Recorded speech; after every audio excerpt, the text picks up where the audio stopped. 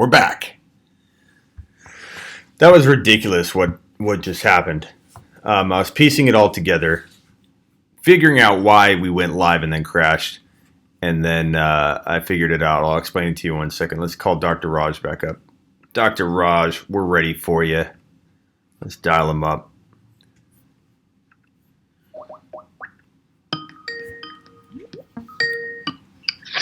What's up, man? What's up, man? How you doing? So I get home. I got you live here. We're live on the Fantasy Football Show. I've got no intro, but the show needs no introduction, nor does our guest on, Dr. Raj. So I took everything remote. I set up over at one of my favorite spots where it's got a nice background, nice just, nice place to chill, a lot of good, like, kind of lighting, seating, everything.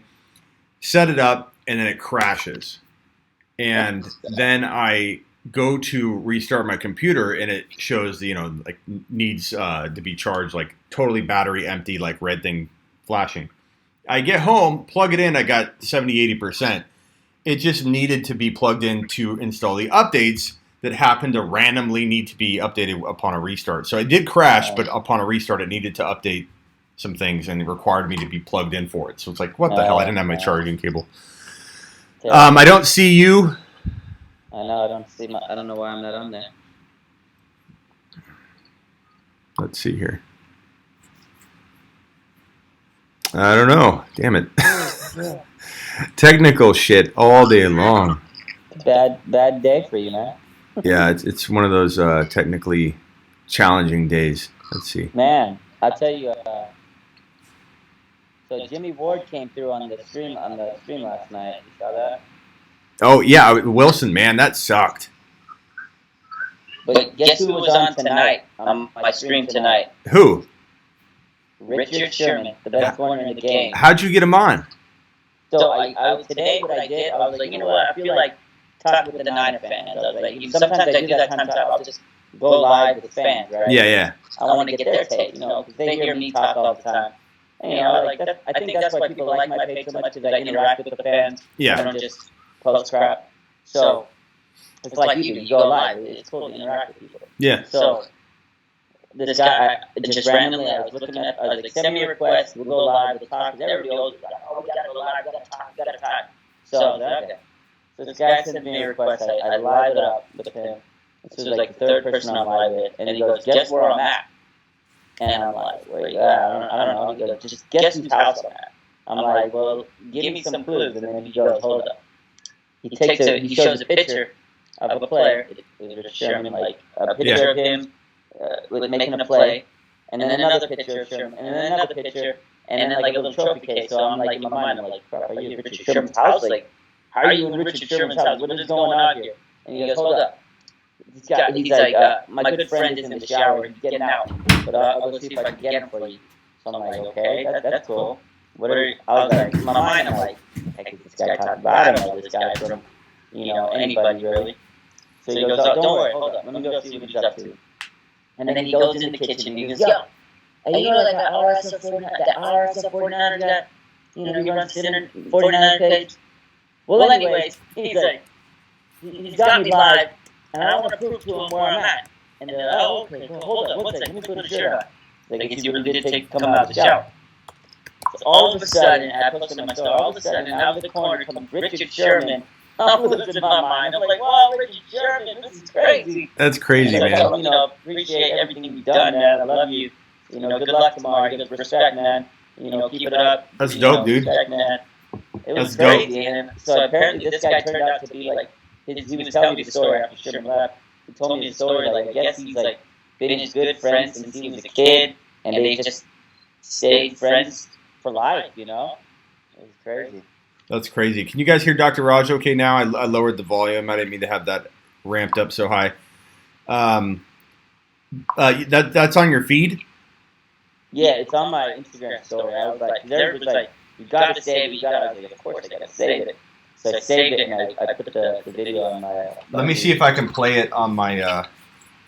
Damn it. Dude, today is the worst day for me in terms of technology. I'm trying to plug in so that I can play that on my phone, and the freaking cable's in the car now. God. sometime. Some days. I don't know why I don't have audio with you. Should we restart Skype? Let me my phone's about to die, so let me charge. Give me like 10 minutes. I'll charge up, and then I'll be on, and my phone Okay. will be a little bit more charged. 'Cause this is gonna die anyways. Cool. Yeah. All right. All right. Cool. All right. We'll get Dr. Raj back on in a bit. I'm gonna quit Skype and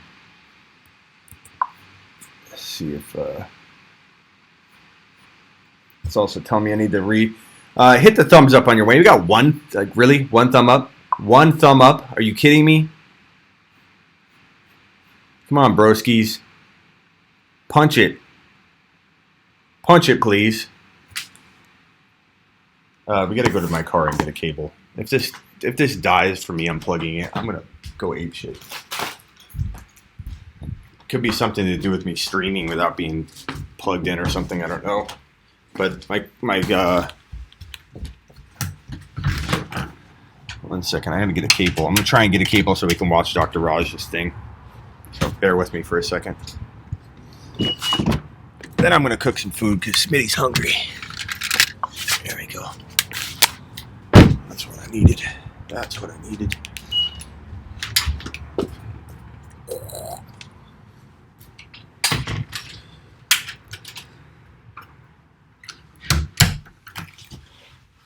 All right, what do you guys got for me? Hit that thumbs up, please.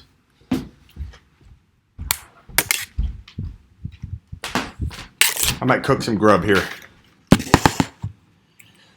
All right, plug back in so we don't freaking crash. Stupid thing. All right, we're talking Dynasty. Hit me with some Dynasty questions while we're waiting for Dr. Raj. Me too, I was joking. What's the issue? Chuck, Lou Molinati's. Yes, I was at Lou Molinati's, my friend.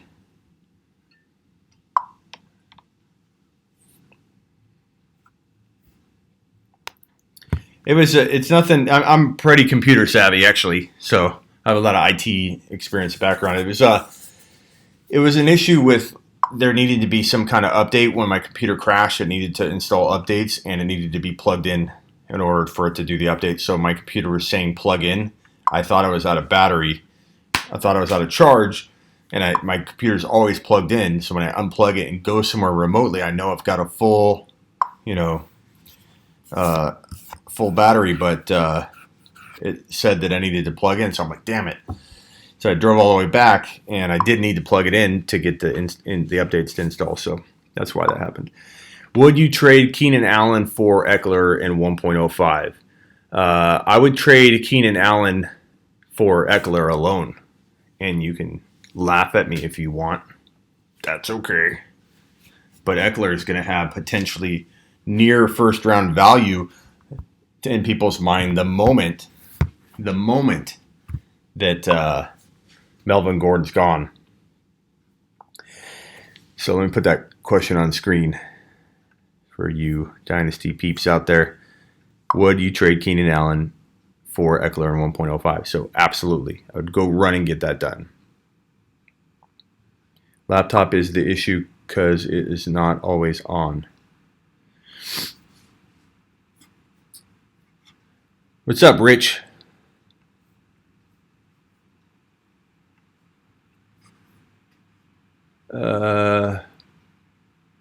Stay out of the kitchen, Smitty. McGregor, the 1.02 behind CMC. I need to watch that fight. Someone ruined it for me. Lou Molinati's. Take a lap, Smitty. That's the worst, Smitty. You have spots where you are spot on with the sound. Raj is big time. Can hear him, but there's an echo. I fixed that. Sorry, I'll make sure that doesn't happen when he calls back. All right, I think I'm caught up on a lot of the questions. Computer Bob, I don't know if I like this Tigers thing. I'm used to Computer Bob, bro. iPad Bob or like iPhone Bob, I could deal with those, but I'm really having a tough time with the transition. What's up, Alex Cruz? Where you been, bro? Hit the thumbs up on your way in, please, people. 12-team Superflex. Sidney Crosby. Just reading all these comments here. What's up, Whispers? Glad to have you in the live, bro. Would you trade, Ryan wants to know, would you trade Juju for Le'Veon Bell straight up? No, I would not. I'm going to bank on Juju bouncing back more than I'm going to bank on Lev Bell having a whole lot left in the tank, but that's me. Scott, it was actually because I had the volume up for my case so I could hear him. Okay, hold on one second. Stay right there. Don't go anywhere.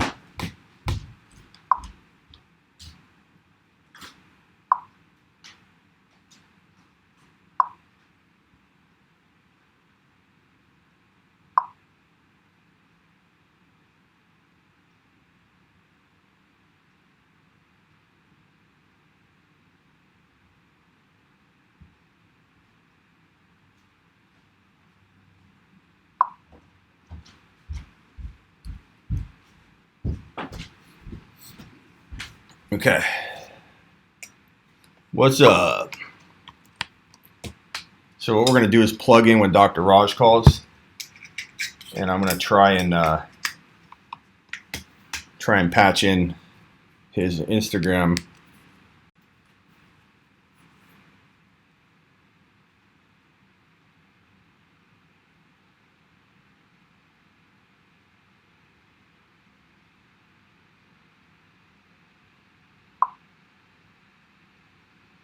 Asking price for Mahomes.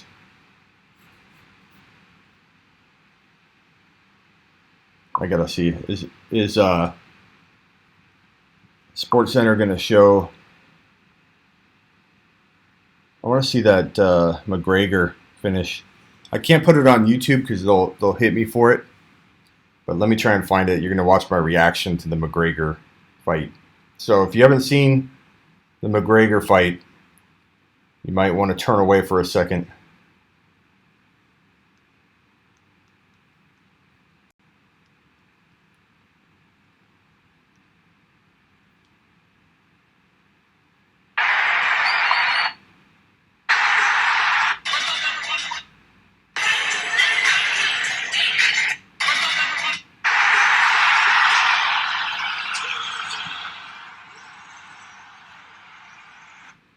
I need to find this footage of McGregor.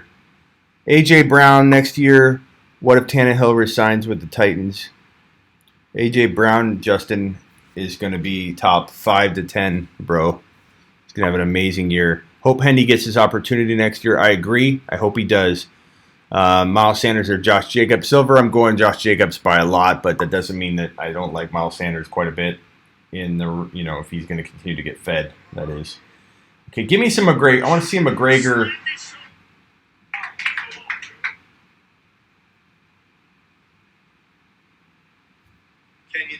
Okay. We're going to send it. Okay, I'm going to look at Dr. Raj's page here.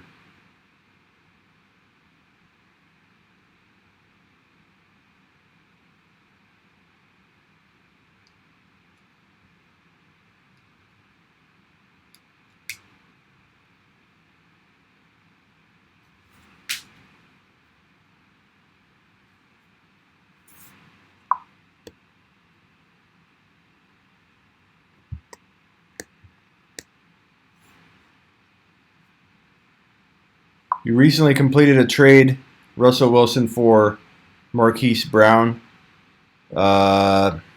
Jason, depends on the details, man. Depends on a lot of those details. So here's Dr. Raj's page.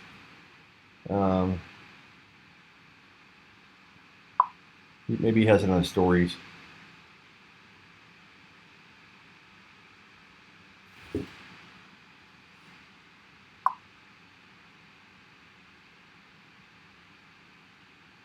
Oh, here it is.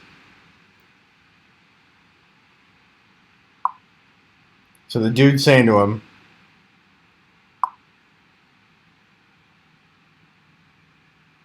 I don't think we have audio, but you can at least see it. Boom! Look at Dr. Raj.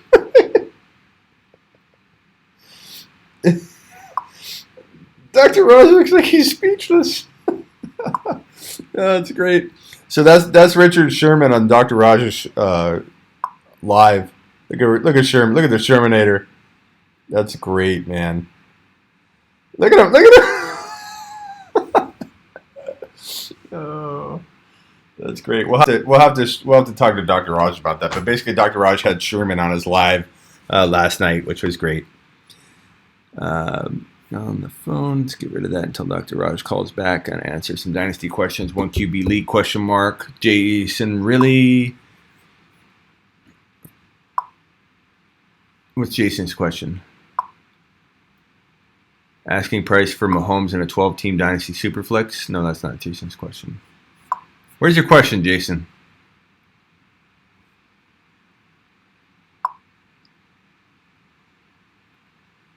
Jason.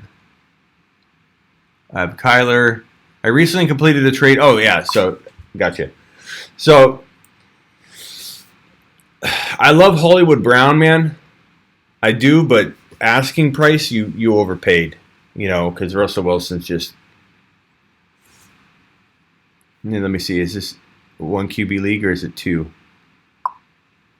1 QB league, 1 QB league.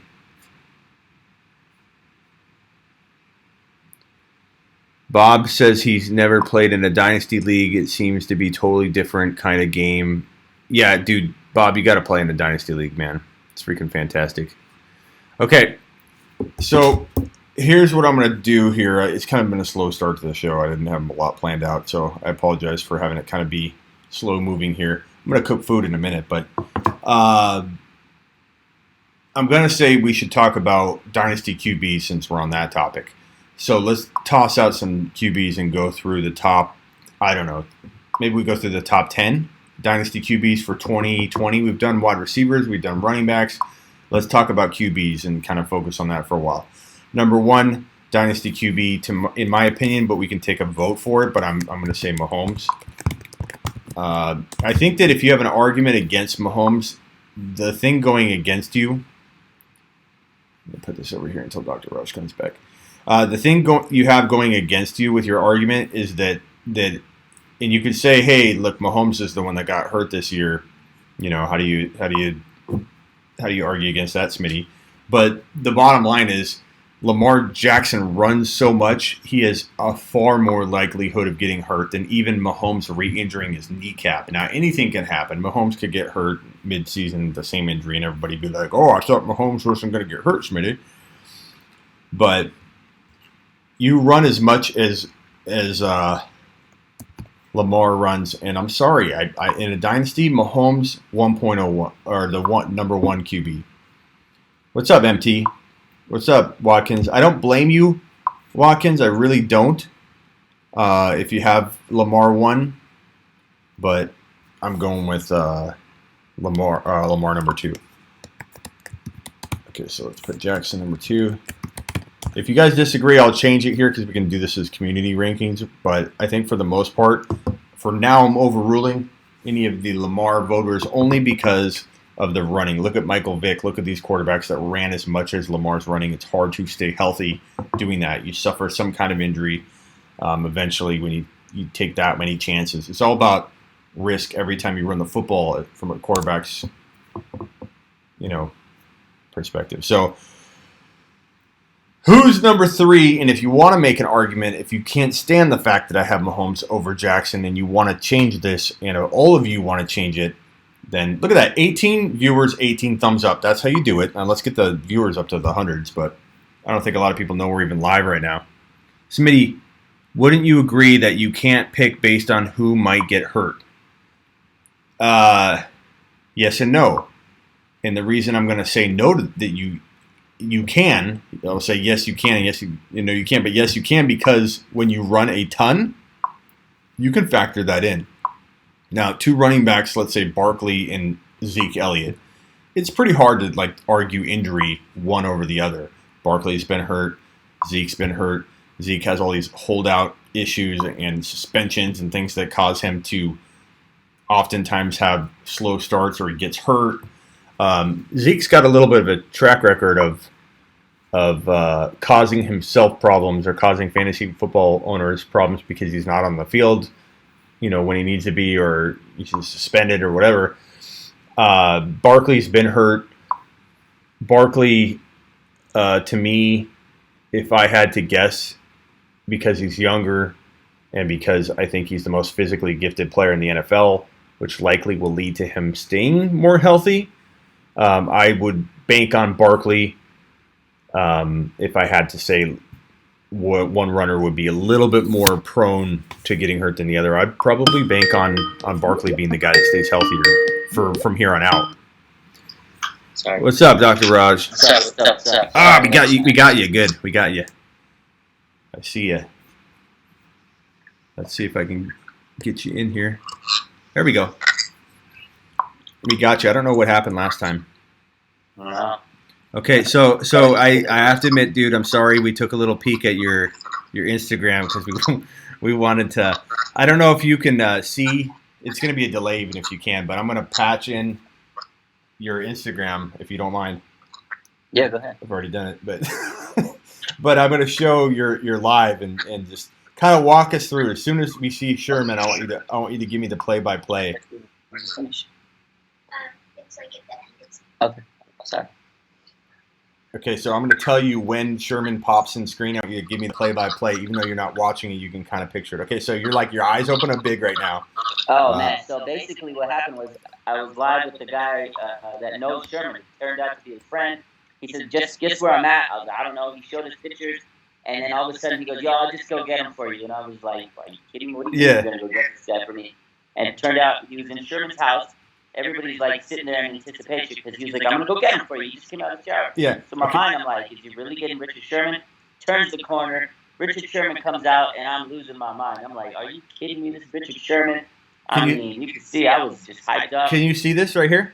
Yeah, I can see it. So this is you're not delayed. You can see this fine. Okay. Yeah. So I'm gonna lift my finger off, and you just kind of describe what's going on. So right here, actually, let me go back. Yeah. So right here. Yeah, so that's when he's about to show us. He goes, "Oh, hold up." And he said, "I got a surprise guest for you guys." And this is when I'm like watching, I'm like, so I'm in my mind, I'm like, okay, he's really going to show me Richard Sherman. And then boom, Richard Sherman comes out, and I lose myself. I was like, oh my God. Look at your eyes, dude. And I was like, oh, it's Richard Sherman. And everybody was freaking out on the stream. Everybody was commenting like, Dude. oh my God. Like, everybody afterwards was messaging me, I can't believe it. Everybody was crazy. And Sherman right there, at that point, I was like, appreciate everything you've done for this team and this franchise. I love you, man. Good luck tomorrow. Have a good night. Have a good game. I basically said that to him. And he says, respect, man. Appreciate you. I appreciate all the fans. I like this. I like that little woo. Yeah, and then I was just, and then when Sherman was done with the, when he left the screen, I was just like, oh my God, it's Richard Sherman. And then me and that guy, we were talking some more, and basically he was chopping it up, and he was telling me how Richard Sherman since he was a kid, and he says, they just have known each other since they were kids. They're boyhood friends, and he stayed close to him through his whole life. And I was like, man, that's cool. He goes, I said, how does it feel just to sit there and say you're hanging out with Richard Sherman? He goes, to me, it's not a big deal because I've known him my whole life. Yeah, that's like anything, man. It's like, you or I hanging out with someone like that feels, in some respects how people feel when they meet or when they go live with like a YouTuber, or like some of your followers go live with you. They're like, oh my God, what's... Oh yeah, it's funny because everybody's got a level. Oh, I should get your autograph because when I talk to them or when I do my lives like that, some of them are just, they don't know what to say. They're like, oh yeah, Yeah. So it's funny. I had a real cool kid. I do what you do. I go live on Instagram sometimes with people like that are just starting out or whatever, and I had this real cool kid get on, and he was like just sitting there. He didn't have any. I'm like, you have a question? He's like, no. And then we hung up, and he's like, yeah. The next day he started a page. I get some of the kids on, and I mean they're just starstruck. I'm like, yeah, it's okay to talk, But. Yeah. Dr. Raj, we're doing a ranking here, Dynasty QBs. Okay. Give me 2 minutes. Yeah. And I'll be right back. While you're doing that, I'm going to cook some food. Yep. So we're going to reheating with Smitty. If you guys missed reheating with Smitty earlier, you're going to get a little bit of a dose of it right now. So what we're going to do is we're going to go to the fridge where we've had Miss Smitty slave over cooking and creating some amazing meals in the fridge, pre-prepped. And again, the key to any of this is not to cook the food yourself. The whole goal is to make sure this food's cooked for you and preserved. and then you go get that food and you reheat it, and that's what reheating with Smitty's all about. So I'm gonna go get. Alrighty. We're just doing reheating with Smitty episode while we're waiting for you. Nice. Basically, Dr. Raj, if you don't know, the whole point of my reheating with Smitty show is you get food that people make for you and you reheat it. And I see something on your live on your story.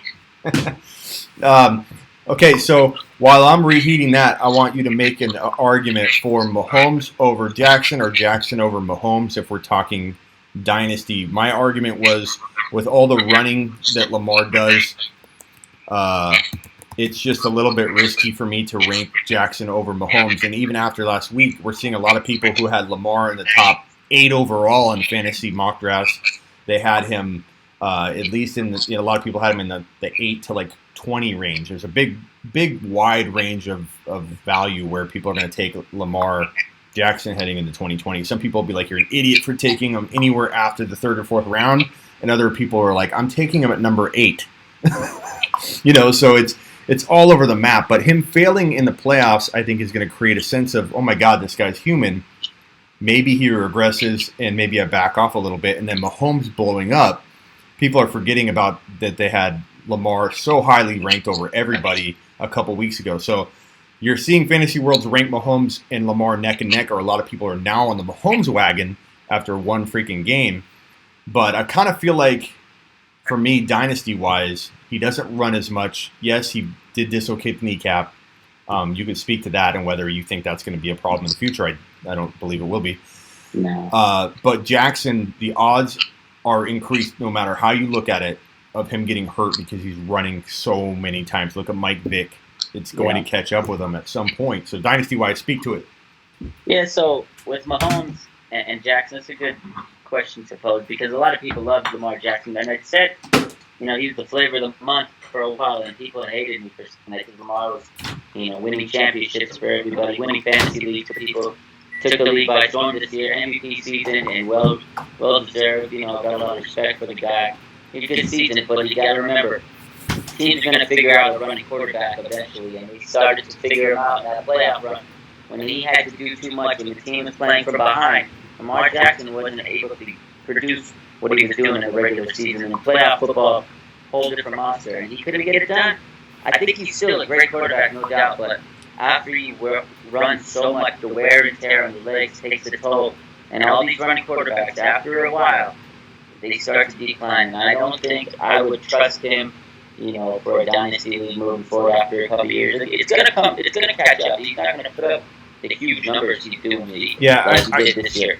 I think he will put up big numbers. Of course, he's still a great quarterback. He's got a good coach, got a good team to get around him. But for him to sustain that amount of play for years and years, it's just not realistic to me. And it happens to every running quarterback. They figure him out. They flame out. Once they lose their legs, they become drop-back quarterback, one-dimensional. They're just not as good because they don't pose the threat of running all the time. And they slow down. People slow down. And Mahomes, there's no way that kneecap. I mean, he recovered. You see how good he's been lately. He's bounced back. I mean, that game he had last week in the playoffs, that was just... Yeah, so Mahomes number 1 for you then in Dynasty, easily, Lamar number 2. Mahomes, to me, has been number 1, and I don't know why people are going crazy over Lamar over him. We've been saying it all year. Mahomes is the better quarterback. I mean, he's showing. Yeah, and if you also, everybody says, well, he's like having a running back, and believe me, I'm on board with the Lamar Jackson. I admit missing the boat. It's like having a running back, but at the end of the day, he's not the same quarterback forever. Yeah, and you start running out the pocket like that, eventually someone's going to hit you in the mouth, and then you're going to not be as tough. You're not going to want to run. It's not going to sustain. You're not going to get 100 yards. And again, and the argument of, hey, it's like having a whole other running back or whatever. Yeah, but at the same time, and I'm not saying he'll do this every year, but Mahomes threw for 5,050 touchdowns. That's so much more put than up some crazy stats. So much more. His dual threat ability will not last forever. At some point, it's going to catch up with him, like it does with everybody. I'm a 49er fan, and look, we had Colin Kaepernick. He was Lamar Jackson before Lamar Jackson was Lamar Jackson. It caught up with him. He had 2 good seasons where everybody was like, oh, man, this guy's the next big thing. Kaepernick, 2020, we signed him through 2020. Everybody thought he was going to be the man. He regressed. People figured out how to stop the run game, and he was a whole different person, And that's what's going to happen to Lamar eventually. People are going to figure him out. Number 3, guys, start ranking your third quarterback. Is Watson the clear 3 for you, or do you like Wilson, or do you have somebody else in mind? I think Watson's number 3. That guy's a stud. He showed it week in, week out. He just needs to be protected. The O-line needs to protect him.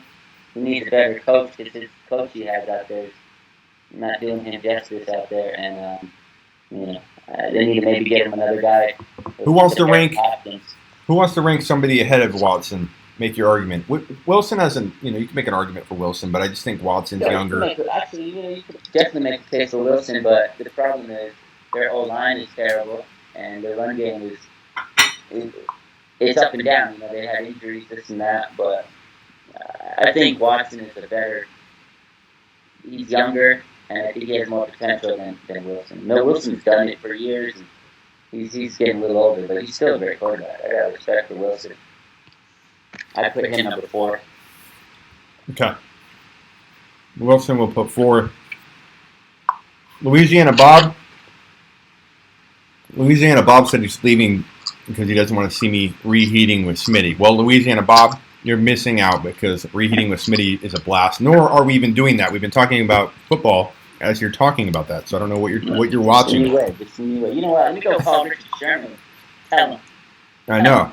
To start reheating. Oh, Louisiana Bob with the super chat as I'm ripping on him. Yeah, there you go. Sorry, Bob. Bob, I love you. I think he's joking anyways. I was joking back with him. Yeah, all right. Yeah. Louisiana Bob, my new favorite person, says autograph ? Heck no, Dr. Raj, get a game-worn jersey autograph. Smitty, what is the average point per game this year when Mahomes was healthy? I don't have that off the top of my head, Louisiana Bob. Thank you for the super chat, kind sir. I was just joking with you, by the way. But I don't know point per game, but we can't even look at Mahomes. Mahomes was not himself, just like Devontae Adams wasn't himself for quite a while. So I don't judge off of average or points per game with either of those guys. Make sure you go into 2020 knowing who is hurt, who is playing, not at 100%. They changed a lot during the season. And Mahomes, when he first came back from he had a kneecap injury, missed some time. He came back. He was 100%. He wasn't himself, but he's at his peak right now of the season, and that's dangerous. But speaking of Mahomes and the Titans, who do you have tomorrow in that game? KC. I don't see KC. I have KC, but I'm starting to kind of think that the Titans might pull it up. Derrick Henry's hard to stop. Frank Clark gave him a lot of bulletin board material. He says that he's that hard to stop. It just angered Derrick Henry. That's not a good thing right now. What are you saying, Tannehill's dad? By the way, Brissett's dad changed his name to Tannehill's dad. Just so you don't get confused. Yeah. Okay. Smitty, we have been on a tragedy for months. Why can't you agree with me for once? About what, Tannehill's dad? About the Titans winning it all? Like, what are you arguing for? They're not winning it all, but they're making a good case to pull an upset out tomorrow. Louisiana Bob says Wilson's a game flow QB. Well, his flow is good though, and they're always in the mix. So I don't know that that's a bad thing. He always has them. He always gives that team a chance to win. Jay says, what's all the hype about A.J. Brown in 2020? Well, I'll tell you what, man, the hype isn't deserving for, he's more deserving than the hype. He's top 5 to 10 material, and you could get him well outside of the top 12 to 15 wide receivers. Unless he shows up tomorrow. If he shows up tomorrow, yes, the world's about to know who A.J. Brown is. And that's what I was talking about. I think last time we were on, or I think we were talking about this, maybe not, that Godwin was my 6th, 7th round. You will win a league-type pick. Go get Godwin. This is in January, February, and then the team came out and said he's going to catch 100 balls, and boom, he flew up to the 3rd round ADP-wise. So equivalent to what that statement did for the ADP of Chris Godwin, a breakout game, another monster game, 120 yards and 2 touchdowns. even if they lose the game, will do exactly what you said. Cat out of the bag. Guy's going to be overdrafted, and it's going to suck. I agree. But AJ Brown's looking good, and Debo Samuel is going to be a guy that comes up next season and might be that type of player that you get mid-round value and just goes crazy for you, and you're like, oh man, I'm glad I drafted Debo. Louisiana Bob, did you change your name from something? I'm trying to, and you can joke around with me. I was joking back. Why do you think I put your comment on the screen? If someone's bashing me, if they're bashing me, I'll put the comment on the screen anyways. But if I was really worried about you, I wouldn't have been talking about it. The wrong Brown, in my opinion, says, Jay, I don't know what you're talking about. Which Brown do you like more, bro? Hollywood Brown? I love Hollywood Brown, too. Hollywood Brown can be had a lot later than A.J. Brown, though. And I think A.J.'s the better player. I think he's better potential. I think he's going to be a better player in the league. He's a bigger receiver. Prediction, both of them are top 15-ish in 2020. I'm going to drop that little nugget there. Yeah, I agree. But I love both. I agree. So going back to Dynasty quarterback, so who's your number 5? Mine is Kyler Murray. That's so funny because I was thinking, I don't have him 5 yet. I got him just outside the top 5, but he's close. I have, see, it's tough because Drew Brees, I still think he plays one more year, and he's close to that era. I like Josh Allen. I think Josh Allen next year, I think he's going to be even better than he was this season. And he has the ability to run, too, just like Lamar Jackson. I really like Josh Allen. I feel a little stupid right now, Computer Bob, because I didn't know that was you. I thought maybe it could have been when I first saw it, but I didn't know. Yeah, that's Sam Murphy. I mean, I thought maybe it was just another Bob, because we've had several Bobs on the show over the year. We've only been up a year, man. This is like my 1-year anniversary for the show. So we've done pretty good. I mean, for organic growth, not putting like a ton of money into marketing and like getting a lot of search results from that. We're at 3,900 subscribers in 1 year, and so hopefully at the growth rates we're at, we'll be above 10,000 come August. But we'll see. Things grow fast when we get closer and closer to the season. So. But Computer Bob, now I know you're really joking with me because I know who you are, but you switched it to Louisiana Bob because he had come in earlier, just to give you a little background, Dr. Raj, he had come in earlier with a different name, Tiger or something Tigers or whatever, at the onset of this show. So for him switching to Louisiana Bob mid-show is what screwed me up. So I thought he was some new Bob, and so Bob, I apologize. F you, Smitty. I think next season is going to be a big season for him. Dual threat. He's young. They have great weapons on that Arizona team. Kyler Murray's going to be a great player next year. Yeah. I really do. He's my 5. He was pretty solid as a rookie. And Dr. Raj was speaking to Breeze, but if we're doing dynasty rankings, where do you rank Breeze? Because if he only has 1 year left. Yeah, no, that's what I'm saying. That's why I like Drew Brees, but that's what I was saying. I said in a dynasty, I don't have him up top. I mean, obviously he's great, but I wouldn't rank him up even in my top 10. But I got Josh Allen and then Kyler Murray, maybe 5, 6. You can switch those two. It's tough because Josh Allen's on a really good balanced team. He's going to get you, some running stats in there. He can get you some passing stats. But Kyler Murray is very explosive, and they got a dynamic young offense. I think you probably switch them up. You're probably right. Kyler's ahead of them. I was thinking of dynasty because. And do you play in a lot of Dynasty or just a little bit? Just like 1 or 2. Yeah, so the more you get into Dynasty, the more you like really start weighing that youth and everything like that. So, I can tell sometimes when people are not super embedded in it because they'll have more of a redraft feel for it, like a little bit of a Dynasty feel, but more of a redraft. And I got a buddy that thinks like that. He doesn't play in a lot of Dynasty, but I have had him play. And to be honest, sometimes watching somebody come in with more of a redraft perspective to a dynasty, they end up winning right away and for a couple years because people focus way too much on the future and they start worrying about being 22 years old versus 26 years old. Yeah, and they lose a lot. So sometimes you're not playing in a ton of them is an advantage, and a lot of people I think just look way too far into the future. So I tell people to look 2, years into the future. If you're told that a player is only going to play 2 more years and then he's retiring, you can't predict like way too many years. If you get like too specific on the age, I think you're just going to hurt yourself overall. But I do think that Kyler's going to be a hell of a quarterback. And if you're in a Dynasty league, you definitely want Kyler. So the quarterbacks we're not mentioning yet that I think deserve to be talked about with Josh Allen, with Kyler Murray, at least like right below them, or maybe you could argue above them. Daniel Jones, Dak Prescott, Aaron Rodgers, you could throw in there. I hate when people act like he's not top 10 worthy in Dynasty. He's 36 years old. Yes, he's played a lot of years. People say he's dropping off. It's ridiculous. Wait until he plays in this game. I think he like Devontae Adams, has changed his value over the last couple of weeks.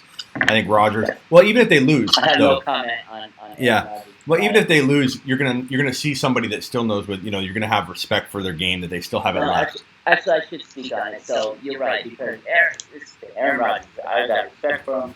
Great player. He's had a hell of a career. I know a lot of people are saying he's kind of at the end of his career. He's still got about 2 or 3 years left in him. High caliber. He's not going anywhere. That Packers team is going to be built around Aaron Rodgers for the next at least 3 seasons, and he's going to do what he can. And he's still a great quarterback. He's not what he was a couple years ago, obviously, but he's still, I think, definitely top 10 worthy. If you can keep him for 2 more years, and like you said, what's your motto? Is you're trying to project for 2 years. You take Aaron Rodgers for 2 years, he's still one of the top quarterbacks in that sense. So it's not a bad stretch to say he's top 10 worthy in the Dynasty. Just because of his age, he's still a damn good quarterback. Yeah, like I said, put Sam Darnold ahead of him. I mean, I take Aaron Rodgers over Sam Darnold.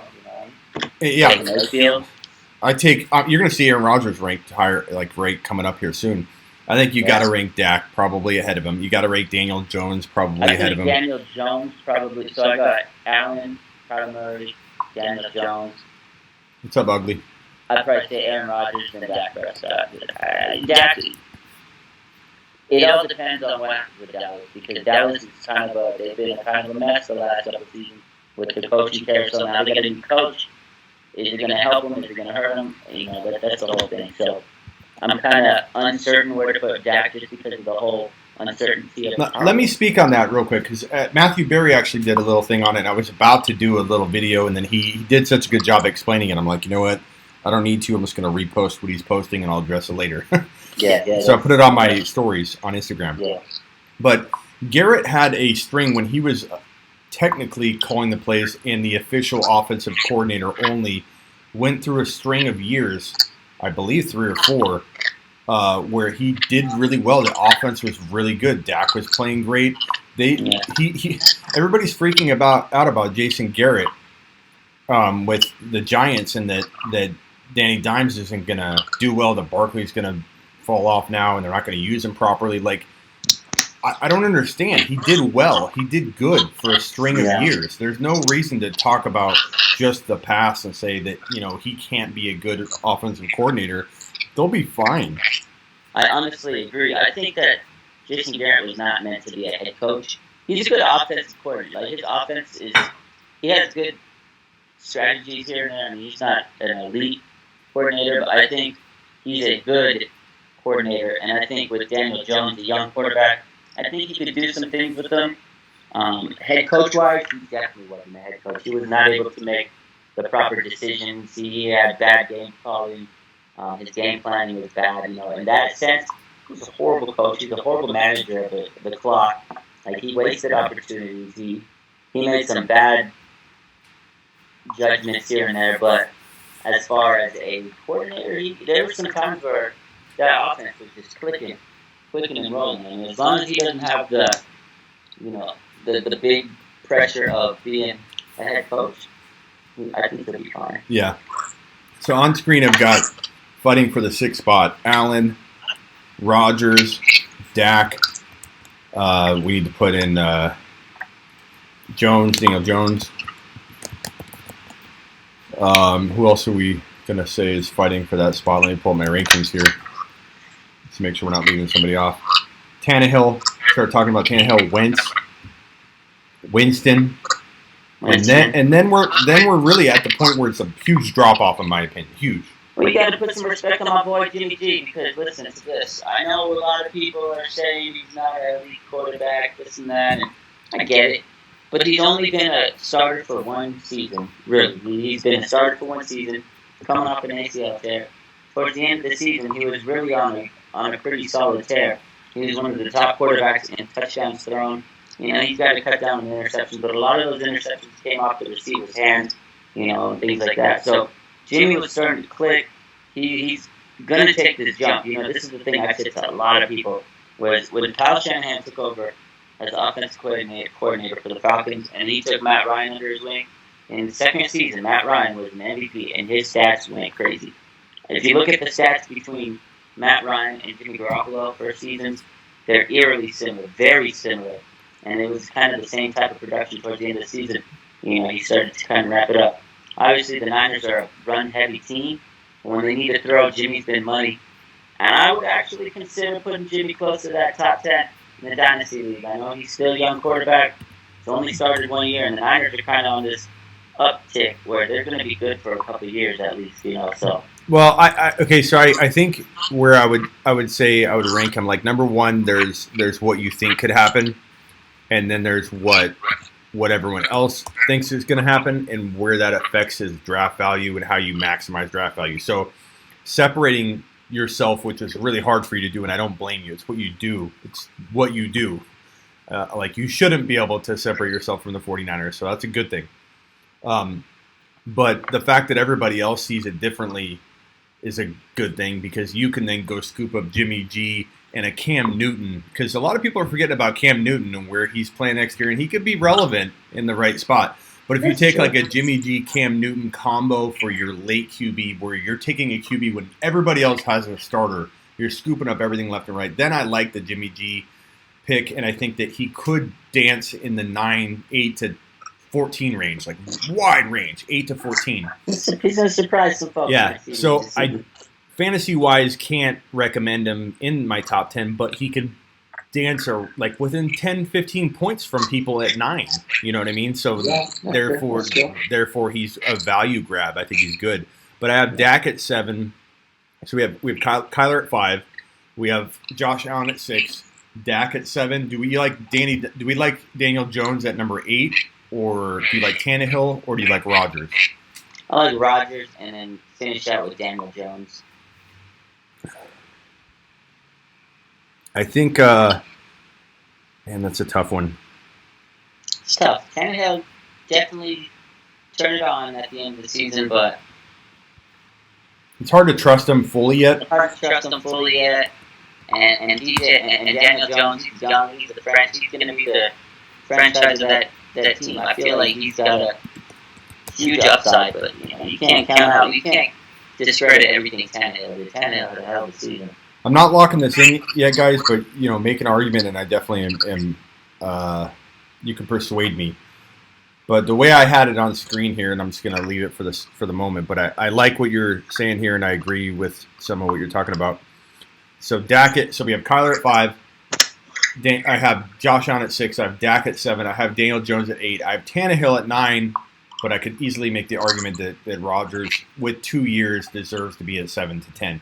If you told me Rodgers would retire after 2 full years, spit all over myself, 2 full years, but then he drops off the face of the earth, he retires, but you're giving me two Aaron Rodgers years left, which I believe he still has it, I would still rank him in my top 7 to 10 dynasty, because 2 years is a long time. Yeah, 2 years is a long time. Let me see. Wentz 11 or 10? Do you like Wentz over Rodgers? I mean, he's always getting hurt. I'm not a big Wentz guy, because he doesn't have a lot of weapons on that team. They need to give him a little bit more to operate with. He's a good quarterback. What about Winston? He's a good quarterback, but he has 2 issues I see. One is he doesn't really have a good team around him, and then B, he gets injured a lot. I'm not saying he's injury prone. People are going to say I think he's injury prone. It's just he's battled a lot of injuries, so he's got to be able to stay healthy.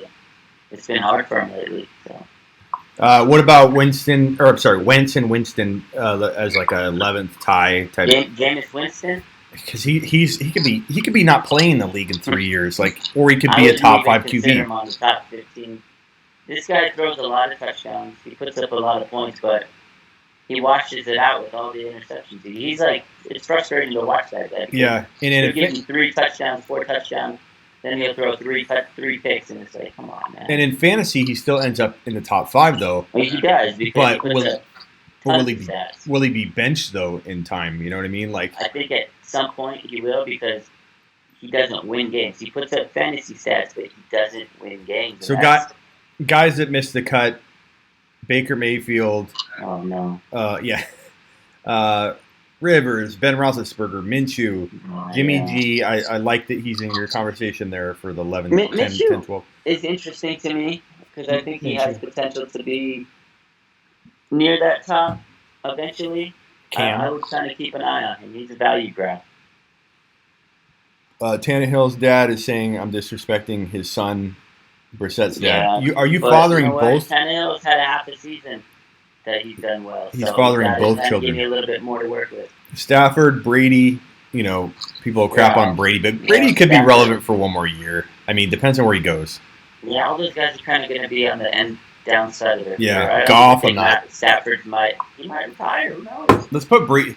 No, we're not going to put Breeze in there, but Breeze deserves, even if he has 1 year left, to be near the 12 to 13 That's and what 11. I was saying earlier. I know he's not top 10 worthy, but he's still close to the top. Yeah, I mean, if you're drafting him, you're understanding that you're taking him as a 1 year rental, and it still is worthy of top 12. Are you going to take Cousins over Breeze if you get Breeze for 1 year and Cousins for 4 shitty years? Like, no. That's what I'm saying. Like, Drew Brees at 1 year is still a pretty good draft pick, Yeah. So, what about Drew Lock? We think Drew Lock. A lot of people ask me about him all the time. Do you think he climbs into the 12 to 15 range? I think he can. They have a good receiver for him. They have a good foundation for him. It just depends if he's going to take that next step.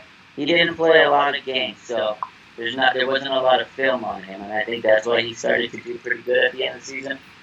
It's going to be hard because you got a whole off-season team. They're going to be kind of gearing towards him. They'll have a lot of film on him. I don't see him making that jump, but I could be totally wrong. He did pretty well at the end of the season. So. Dick says Kyler isn't top 5. Well, you know what, buddy? That's why we play the game, and a lot of people said Mahomes wasn't top 5. It happens. So, Mahomes wasn't top 5 material in 2018. So it happens, bro. But I still appreciate you, bro. Kyler Murray or Patrick Mahomes was in top 5. That's great. Yeah. Well, no, but Murray, in 2018, I'm saying going into that year, people were like, he's not top 5. Because I had him ranked like this heading into 2018. People were like, Mahomes, how can you rank him that high? A lot of people were upset that he took that job over Alex Smith, but I saw the guy play in college, and I knew he was going to be. Tannehill's dad said, Dr. Raj, Kyle Shanahan will be coaching for his job against the Packers. Coaching for his job? You kidding me? No, there's no way he. Even what the hell if he loses this game, he's still locked in, loaded. What's that mean? He took a team that was 4-12 to the number 1 seed in the NFC. Let me put this straight for you because I don't want him to heat you up. You're getting heated. Tannehill's dad, if he slept in and didn't show up to the game, period, he would still have a job for the next year. Yeah, I agree. There's no way he's coaching for his job. Are you kidding me? He took this team, gutted roster, depleted, 4-12, number 1 seed in the NFC. You were running around begging for likes earlier, says Dick. Unsub, appreciate the thumbs down too. I don't know why he's mad at me. Who is that? That guy that said that Kyler's not top 5. I didn't attack him. I just said people said that too about Mahomes. That's part of playing fantasy football. But people are going to agree. Yeah, people hate. It's cool. It's cool, bro. I appreciate you still, even though you don't appreciate me. Wow, unsubscribe like that. I didn't even rip on him. This dude streams all the time and his content is garbage, he says. Thanks, Dick. Is that the hater? Yeah, you need a little hater. You need some haters, I guess. Yeah, I got a lot of haters. Trust me, it makes you better. Yeah, all I can do is still hit him with kindness, and I don't know.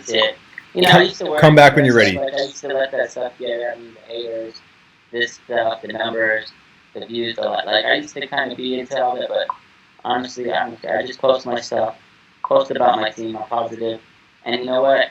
At the end of the day, you'll grow, you'll do what you got to do, and then Richard Sherman will come in your life. Yeah. No, I'm not worried about it. He doesn't bother me. No. I just hope he stays because he's going to get value out of the show. You know, even if you disagree with me, it's good conversation, man. Who else is talking about dynasty rankings out there and doing the things that we do? So even if you disagree, man, bring value. It's your opinion. Bring value to this show. Yeah, I think everybody has an opinion. Yours is pretty solid usually. It's usually pretty right, but I mean, nobody's going to agree with your opinion all the time. We all miss.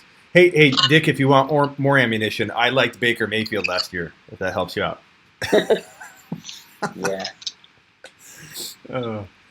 Okay, so I think Kyler's a solid pick. Yeah, Kyler, he's so on the verge of being that next Lamar. Just to see him, the way he put up some of the games he had, I watched. I was like, man, this kid is special. And I was probably one of the biggest anti-Kyler Murray guys coming into the draft. When he was coming out, I didn't believe in him. I didn't believe the hype. I thought he was going to be a bust. And when he sat, I remember the game when he played against the Niners the first time I saw him. I mean, I had seen some games of him through the season, but when I really saw him play that game, and I was like, man, he's making our defense struggle. And our defense is pretty damn good, if you ask me. You know, that front line, he was having them chase him, and he was throwing some pretty balls out there. And the other thing that really sets them apart is they have a good foundation of offense. You know, the weapons they have on that team. They had Andy Isabella. You know, they got a good running back system. They drafted some really good players around him. I think they're setting them up. Yeah, the thing about the Cardinals is, and he was asking for, give me one reason why he's top 5. I'll give you 1,000 reasons why he's my top 5. I mean, first of all, eye test, which you can't argue because that's my gut instinct, and I've been doing that for 16 years in the business on CBS Sports Radio, NBC Sports Radio, Dick. So that's worked for me for as long as I've been doing it. I factor in a lot of things with gut instinct. It's not just, I see it, I'm going to predict that guy to do this or do that. He has to have situation. He has to have health. He has to have a lot of things going for him on top of that. But I think that the bottom line for Arizona, and this, if anybody else is wondering why I have Kyler Murray so high, is I think that not only did he look amazing for his rookie season, something you don't often see with a rookie quarterback. Look at Daniel Jones. He had some games where people were like right away, oh my God, this guy's going to be elite. And then he struggled for a while. There's ups and downs to a rookie QB. With Kyler, he looked pretty darn good. Dick just won't stop. Dick, now you're just proving you're a hater. You're not even having a conversation. You're just all negativity. Rather than being like, hey, this guy's trying to argue his point, and let's have a good conversation about it. Disagreeing with me is fine. Like I love when people disagree. You're giving them good. Those are all valid points, and like you said, every quarterback struggles as a rookie, but he had some games where you're like, wow. And I think I don't know if he gets it, but you're talking dynasty quarterback. You're not saying that Kyler Murray is a top 5 quarterback in the NFL. You're saying in a dynasty draft, he's a top 5 quarterback in the dynasty draft because you're projecting him over the next couple of seasons to be one of the top 5. He's just going to improve so much, and I think the Cardinals will likely look at taking one of these big name wide receivers like CeeDee Lamb. What's up, dog? And if they add a CeeDee Lamb, or if they got lucky and Judy fell, which he won't, I think Judy's going to go to top 8. And with Larry Fitzgerald playing one more year to mentor, and that's what I think. Christian Kirk's there to mentor whoever they get it. Man, Larry Fitzgerald's unbelievable. And the other thing is, I think that they bring Drake back because that offense has been meshing so well. They're not going to want to mess with that. They're trying to advance Kyler Murray, who, as a rookie, played phenomenal for a rookie. Which is again he was better than Daniel Jones, than Minshew. Right, which is part of my argument as to why I see so much potential using that gut instinct. Kyler Murray reminds me a lot of Deshaun Watson. I really see a lot of that in him. What's up, Derek? A little Derek? bit of Russell in him. He's going to be a great quarterback. And it's hard for me to say that because I'm a Niner fan. I'm not supposed to like this guy. The one thing that I try and identify when I see if a player's going to be on the verge of breaking out the next year is like the gut instinct, what passing the eye test, but the situation and the fact that you have Drake, you have Christian Kirk, you have a bunch of these pieces that are also maturing along with Kyler Murray. When the whole team gets better, we're going to see them elevate each other. So Kirk is going to be in the conversation of a top 15 wide receiver at times in 2020.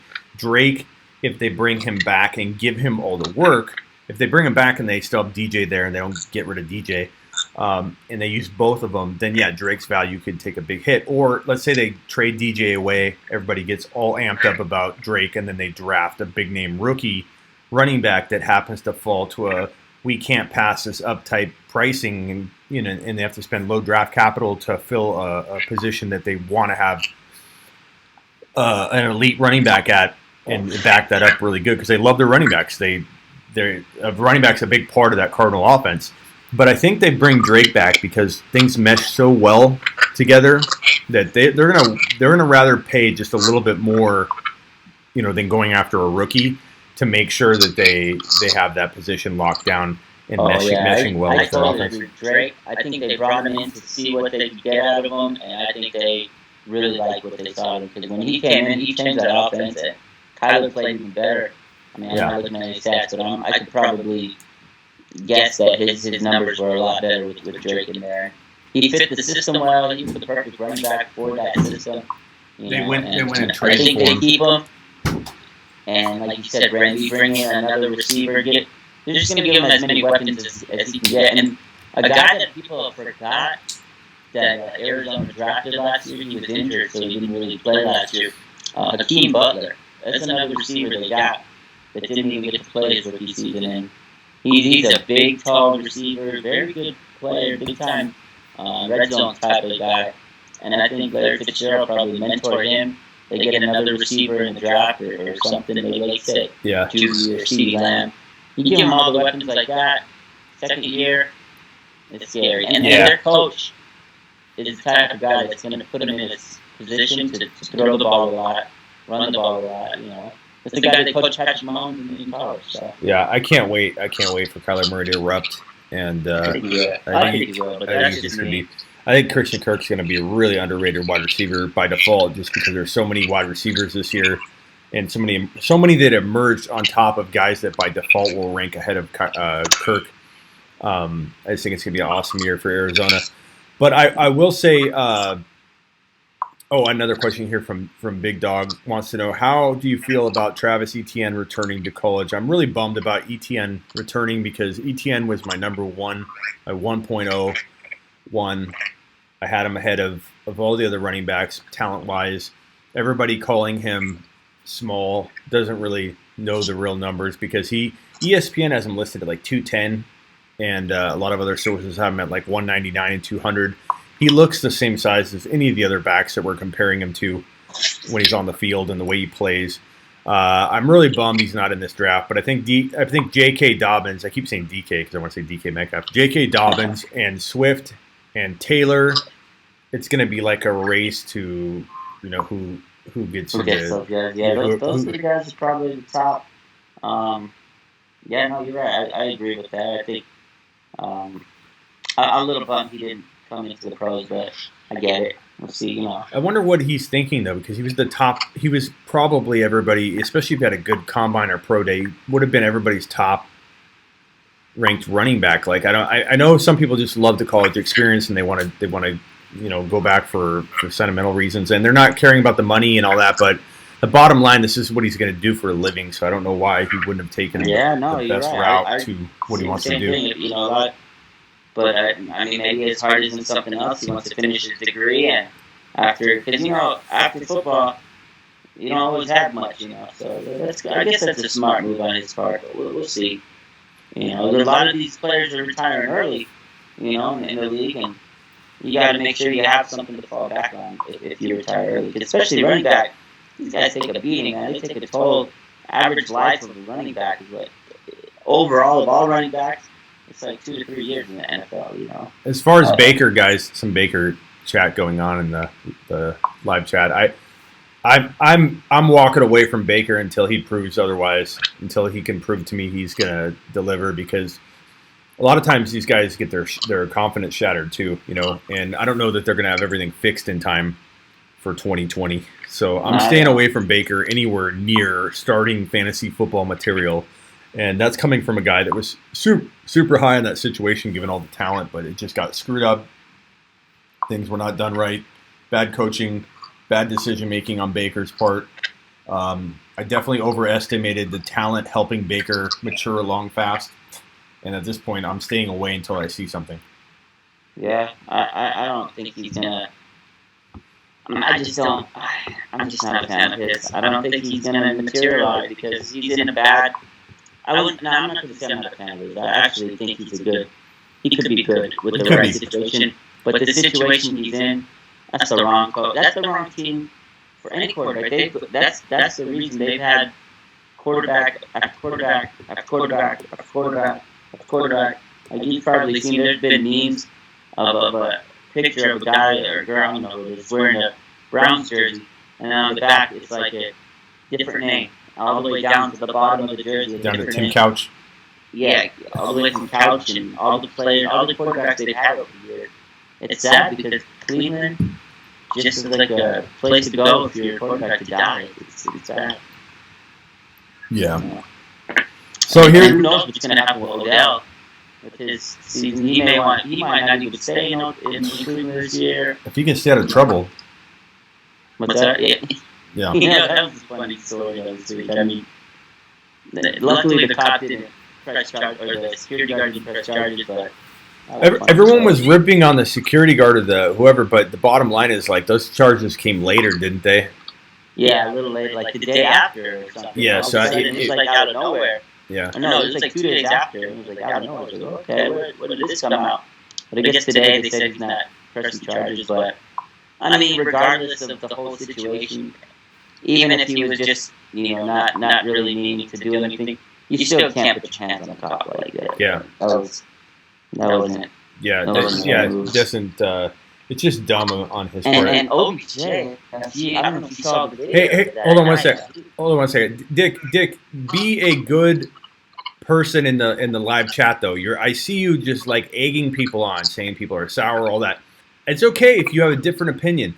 The funny difference between you and I is that if you rank Dak number 2, I'm completely okay with that. I might disagree with it, but dude, that's a ranking and it's based on your opinion. If you want Dak number 2, amazing. I actually love it. I love that if you're bold, you have something that other people don't. But see the difference between my approach at looking at your advice? Your approach is that you say automatically because you disagree with the Kyler Murray being number 5 ranking, that it's wrong. You don't know yet. That's why we're playing the game. The stance you have is ridiculous. So either clean it up in the live chat or I'll have one of the mods remove you from it. I'd love to have you stay. I'd love to have the differing opinions, but stop causing trouble in the live chat or I'll have MT or the mods bump you out. It's that simple. Tell him, man. Tell him. There's no reason to be upset. Well, it's opinions. Nobody's opinion. I love that someone had Dak number 2 because it means that's why you do this, man. But yeah, this is crazy. So MT, you have my permission. If he doesn't clean it up. Yeah, hopefully he does, but he can't make everybody happy. Dick, I didn't say you had him number 2. Just clean it up. I'm saying if you did, I'd be fine with it. That's the point. That's the difference between my stance on your stance and how you're treating everybody else's stance because they disagree with you. You don't have the answers, Dick. You don't know yet. What else are we talking about? Yeah, that's what I was trying to remember. What were we saying? I didn't mean to interrupt you. He's like in here just causing trouble. Just be cool about it. Have fun in the chat.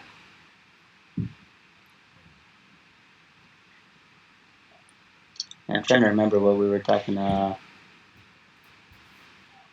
But anyways, it's people like that ruin the flow of the show because they want to going bicker. Back to OBJ. Yeah. That whole night, he was causing a lot of problems. I think he was drunk that night. I mean, if you really watch the videos, he was doing some crazy stuff all night. Yeah. Yeah. Yeah. Oh, did you see all my memes? Cash out to the players. He jumped where the band was. He was yelling at the band to play a certain song. He was just all over the place. Yeah, I mean, I got memes all over the place I saw on man, that. he created a mess. But you know what? As bad as he is, it's not as bad as AB. His Antonio Brown's agent officially cut Yep, cut his him loose. attorney, his agent, all of his friends. The Buffalo Bills didn't want him after they're like, look, this isn't worth it. We're not going to fight over this. The Oakland Raiders didn't want him. The New England Patriots didn't want him. It's constant. It's bad. I don't think we. You know what? I think we called it. We said this like weeks. I think this might have been the first live we ever did, and we asked. We both said it. We said the question was, do you think Antonio Brown is ever going to play in the NFL? And both of us said no. I think we hit the nail on the head. Yep. Yeah. We took a little bit of like pushback on that because he had just had that amazing monster people were game. Like, "Oh, you crazy?" Yeah. And then he got signed by the Patriots, and everybody's like, see, you're wrong. I'm like, wait. And I even said, I think, I think I even told you, close your eyes and try and picture him playing all year long. I remember that. Yeah, you said that. And I couldn't picture him playing. I said the same thing. He's not going to. He's not going to end up playing on a team through the season. And people are like, you're wrong. And then here we are. Yep. Let's see. Should we go, rather than go to another position, any guys in Dynasty that you want to talk about? Let me read off. Let me read off some guys.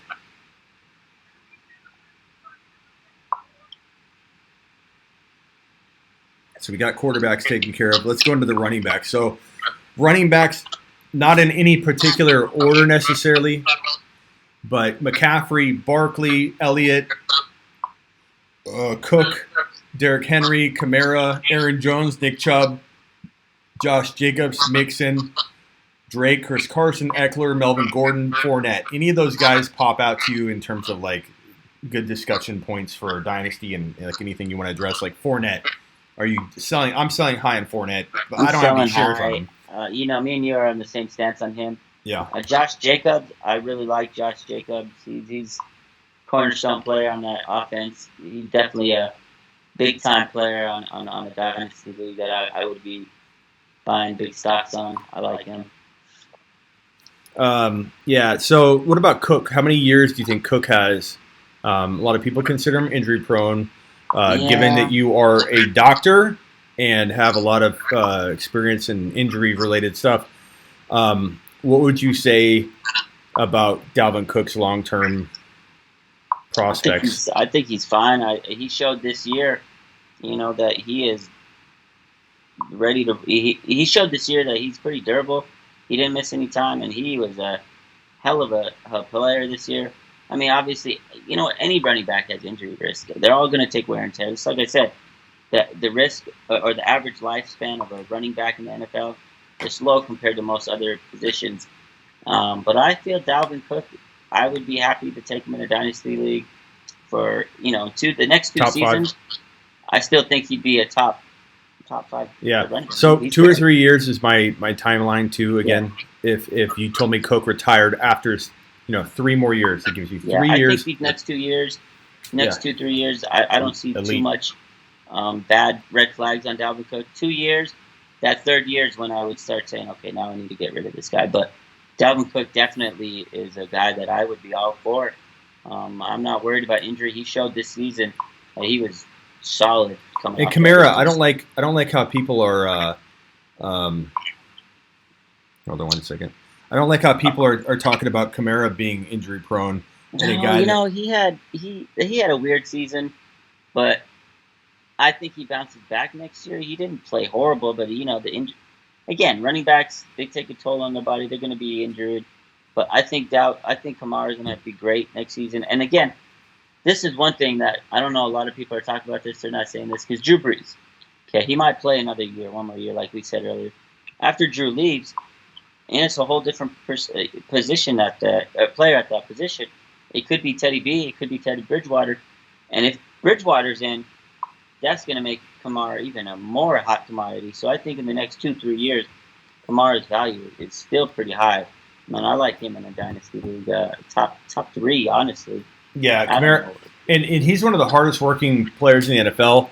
Oh And yeah, I don't know how you view this from your perspective and your history of injury and medical stuff, but um, guys like that would you say do they check a box for you in terms of, okay, if I'm trying to say predicting injuries a almost ridiculous and yeah, impossible journey.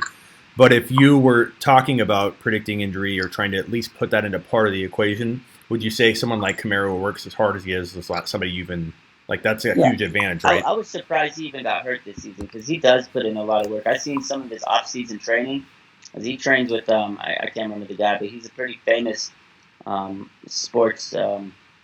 He's like a pretty famous athletic trainer out there. He's one of the top physical therapists for the athletes out there, and I've seen him. And Kamara really, really works. Dr. Reef, I think is his name.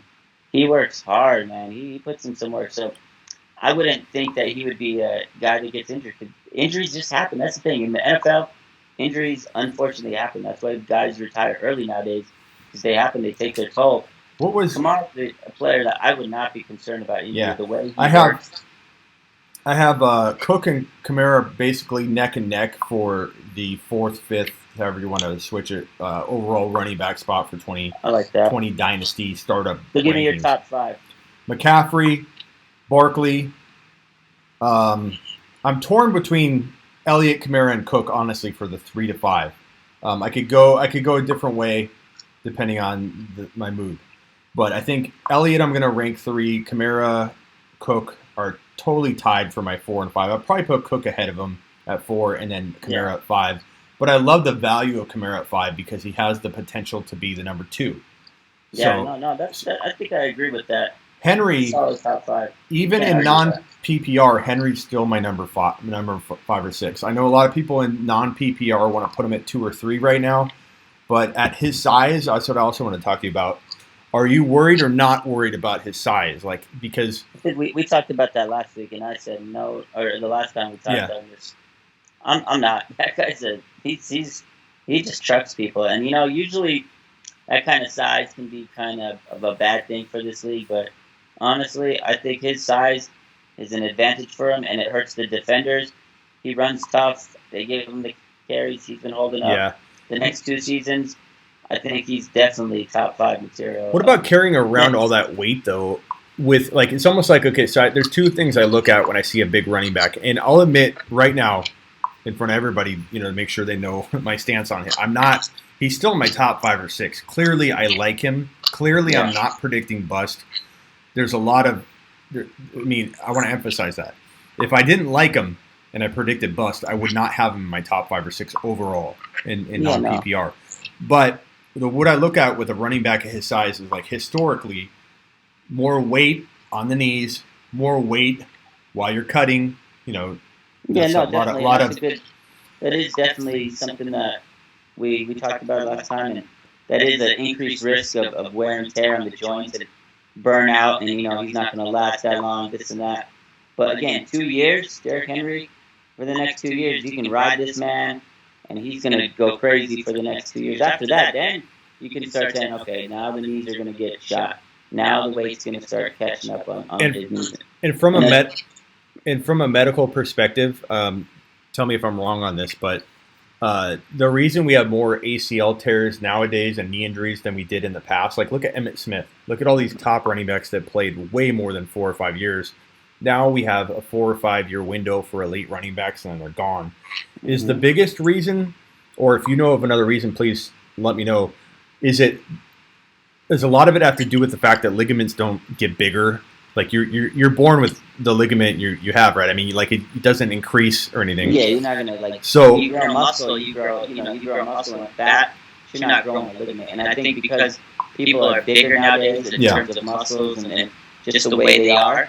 You're right. All the ligaments and stuff, they're not expanding with the muscles, so you're Right. putting more strain on them. That is one aspect, but the other aspect is nowadays the game's a little different. The way people tackle, the way the angles are done. It changes it up because people don't think about this is because of the protection of the players, certain angles are taken away, but also at the same time, those angles are changing the way people are moving, the way people are cutting. So, and then with that, all the extra pressure on the knee, it can lead to injuries and things like that. So that's something that people don't see a lot, and I've been talking about is the angles of tackling. They've changed because people can't really come and make those big time tackles. So it changes the angle, and when someone's coming at you at a certain angle, the player's got to cut a certain way. So that's one aspect. Yeah, but I will say there's more untouched. Like I'm cutting in practice, and I tear my ACL than there ever used to be. So even they didn't have those again, and you're making these weird cuts. You're a bigger person. Yeah, you're putting more strain on your body.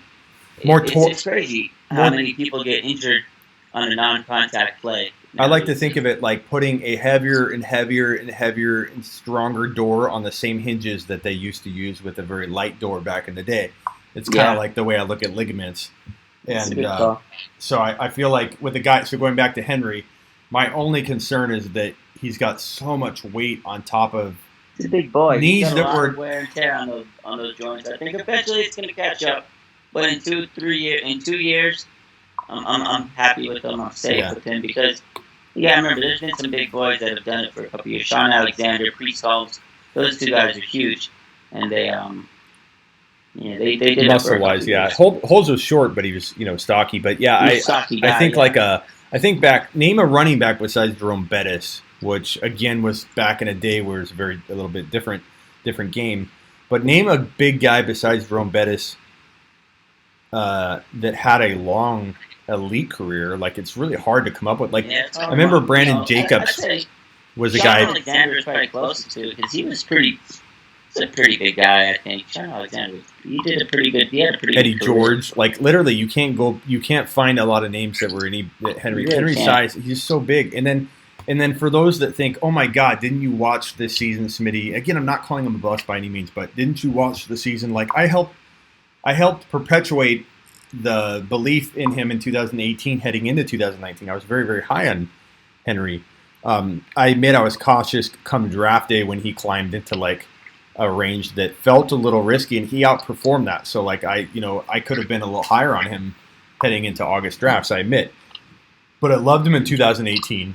I went on a Reddit post and posted that he would be the next rags to riches running back because he was a forgotten man on that Titans roster in 2018. Yeah, he really was, and he is totally coming into his own. More power to him. I really want to. I can't wait to see him play tomorrow in that AFC Championship. Yeah. I'm really excited to see Derrick Henry, man. So if for a guy that at that size, okay, let me circle around to a different approach or player, I guess. Let's see here. Let's talk about Nick Chubb. Nick Chubb has a very, very aggressive running style.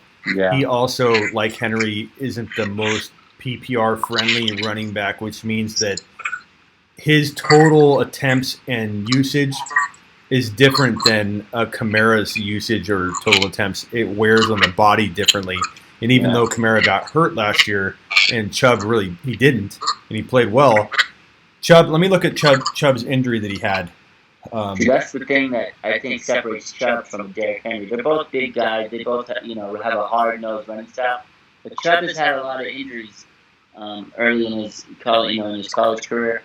And again, the O-line, the position, the team he's on, all those factors play into it. And I really think the Tennessee Titans are setting up Henry for success rather than failure. And their O-line is great. When you have an O-line like theirs, and he can run behind it, it helps take some pressure off of him. But you're right. I think eventually the running that they do with him is going to catch up. Just like we talked about with Christian McCaffrey. Eventually, McCaffrey's going to wear down. The man does everything for that team. Okay, so Chubb's knee injury was so significant. You tell me what you think about. Okay, so I've torn my ACL in my left knee. I've also torn my patellar tendon completely off my kneecap and my right knee. I tore my MCL, my LCL. I didn't tear my PCL in my left knee, my ACL knee. But when I tore my ACL, I literally, in football, typically you do that. So I tore my LCL, my MCL, the meniscus, and snapped the ACL in half. My knee, granted, I'm not a pro athlete. I'm not rehabbing it like a pro athlete would. But my knee has never quite been the same. And so my question to you would be, when you tear something that significant, like knee damage all over the place in the knee, not just one ligament, especially when they start snipping off cartilage, I kind of think of it like when you have a piece of skin on your finger and you rip it off and it's like really tender and it keeps ripping and keeps ripping and keeps ripping. Mm-hmm. I'm not sure if that's even remotely accurate to how meniscus works when you cut it, but it seems like people that have like snipping done a little bit of their meniscus, they oftentimes will re-tear it. Yeah.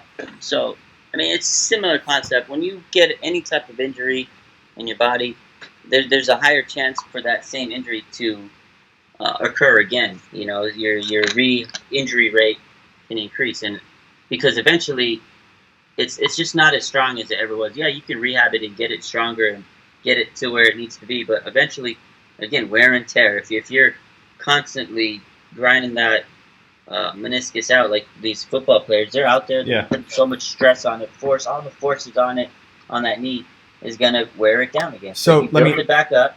What I'm saying is it's gonna get worn down quicker than it would once you have an injury. That's exactly what I was going to ask you right here. Yes. So perfectly put. I'm going to read Nick Chubb's knee injury that he had in college, and you tell me if you think it's even capable of him to have the same length of a career that he would have had he not injured this. Like, is it possible for him to have a lengthy career based on your guess? I remember watching the injury. Yeah, when it happened. He avoided damage to his ACL. I don't know how. But he suffered a complete tear of his MCL, PCL, LCL, and also suffered damage to his cartilage and his knee hyperextended, I think, backwards. Yeah. I don't know how his ACL stayed intact. I don't know how it did, but I could see the PCL coming in because of the hyperextension. But he definitely, I mean, it's crazy how the body works. It's crazy how science works, how the medical field is now, and people heal a lot differently, and he's young, so that's a big factor for him. For him to have come back to where he's at now, it's remarkable. But I think eventually, with the way he runs, he's gonna flame out. You know. Yeah, that's my concern. That's 2 years left, and I honestly think after those 2 years, I don't know where he's gonna be, because his knee, again, it's gonna take a lot of beatings, and for having gone through what it has already, it's probably not the strongest knee in the world. So let me end it on this, and then I'll let you go, Dr. Raj, for today, and then we'll maybe hopefully do this Saturday if you have time. If not, we'll figure out another day. But I'd love to get your injury grade, like probability. Like, so this will be Dr. Raj's probability of injury or something, if you want to think of some way in the next week to like come up with a cool little formula for yourself. Okay. Totally guesswork, you know. But if we come up with like a probability of injury and just go down the running backs. And do like a 1 to 10, a 1 to 10 probability of getting hurt based on their running style, based on their injury history. Maybe we'll do something like that. It might be kind of fun. That'd be fun. And then everybody's gonna hate us because we're gonna jinx all their plays. I know. We're already getting. Can you guys stop talking about injuries in the chat? I think it's an important topic because Henry and Chubb, and some people claiming Kamara has the injury risk. I think these are all really good things to be thinking about when you're drafting a player, especially in Dynasty, because you have a lot of injury risk with some of these players. And Dynasty football, if your best player gets hurt, you sure this. Yeah. Cool. All right, Dr. Raj, I appreciate it, man. Hold up, before I go. Big game tomorrow for the 49ers. Hold me in your thoughts. Just, I want to win this game. I want the Niners to win this game. We're one game away from the Super Bowl. I'm excited. I can't wait. It's been a great season. But I really, really want to see this team go to the Super Bowl and win a championship. But got to beat Green Bay. Your 49ers are going to make it all the way to the big game. I just don't know who's going to win I think it's going to be the Chiefs versus the 49ers for sure. I think it's going to be Chiefs-Niners too, but we'll see. Hopefully it holds true. But you know what? I'm going to say, don't count out the Titans. I think they're going to play hard, and I think they're going to be in that game, and I think they're going to make it closer than a lot of people are going to give them credit for. I really have a strong feeling, but I think the Chiefs end up winning that game. Yeah, Chiefs versus Niners. I'll be rooting for both of them, to be honest. I'll be rooting for the 49ers because, to be honest, I've been swayed a lot by your following that comes in here, bang, bang, down again. I just love the environment. I'm rooting for the 49ers, but I do also love me some Patrick Mahomes, and so I'm torn. It's a tough game for me. It's gonna be a big game, but Jimmy Garoppolo versus Patty M. That's a revenge game right there. He tore his ACL that game, and he didn't. That was a sour taste in the fans of Niner faithful. So yeah, I feel like the momentum's on your side, though. It feels like it, anyways. So far, we'll see how tomorrow plays out. Yeah. All right, man. I appreciate you.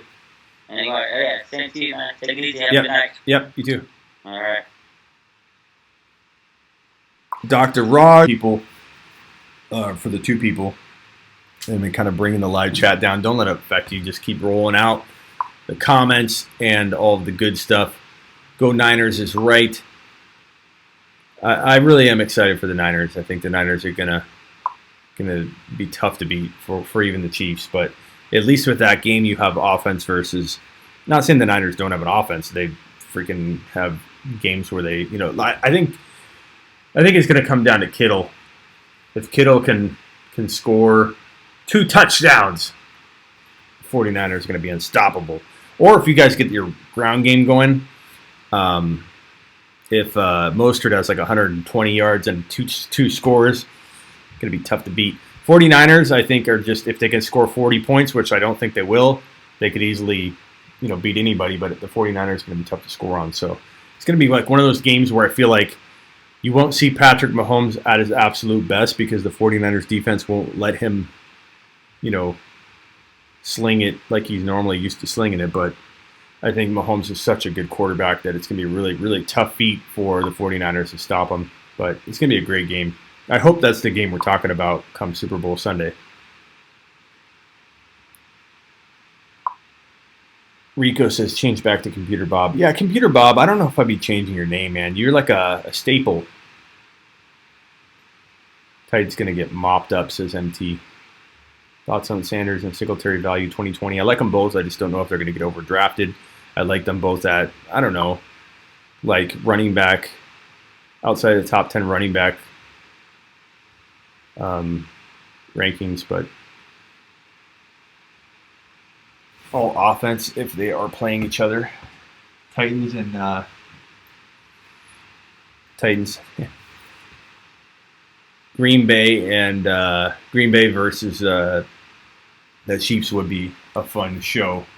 I think that might be earmuffs 49er fans, but 49ers are going to bring a lot of defense to it, and I think it's going to be a better game from that perspective. But if it was Green Bay versus the Chiefs, we'd see a lot of scoring. It might be a little bit more exciting of a fantasy contest, though.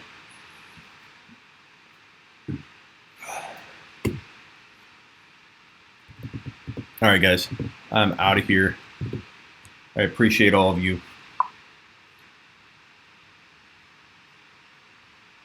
Rico says, change your name back, man. Will Aaron Jones be a top 10 running back again next year? Yeah, yes and no. Part of me is a little bit worried about ranking him too high. Green Bay Chiefs Super Bowl. It could be, Derek. It'd be freaking a good scoring matchup. The games will be fun to watch tomorrow. Computer Bob is, I'm going to say you're Computer Bob, Louisiana Bob. I'm sorry. I like that Brissett's dad is changing it to whatever his dad every time. That is a good thing. We don't like losing Computer Bob. We just don't, Louisiana Bob. It would help when he's here to put his name on screen so those that don't know him at least know that how to spell his name. Hint, hint. I did put his handle up here. I always do that, but next time I will. Just for you, computer.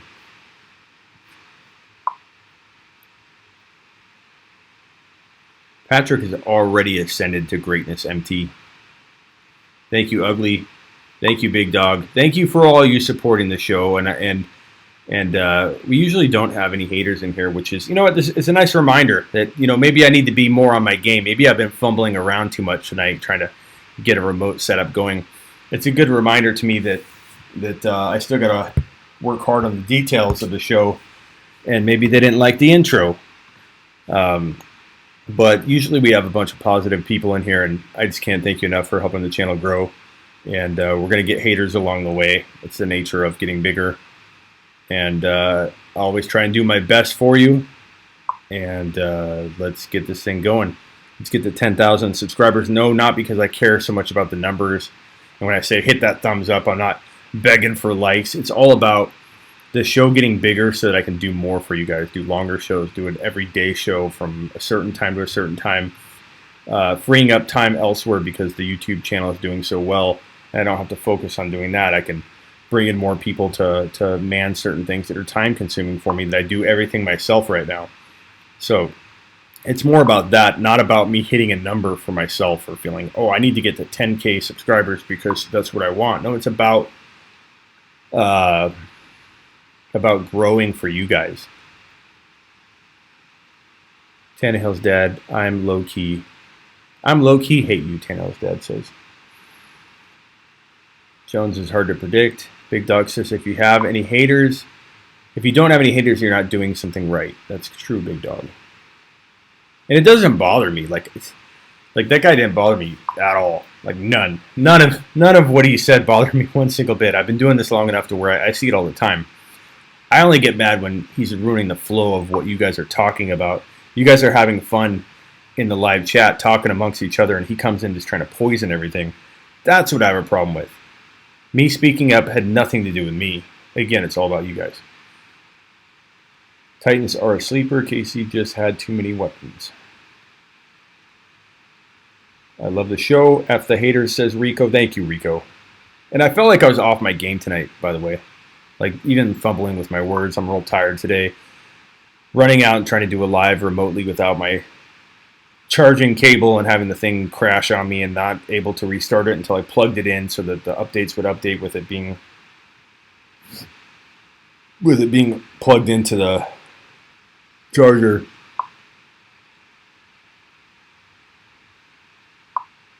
He bothered me when you spent 10 minutes kissing. I didn't kiss anybody's ass, Computer Bob.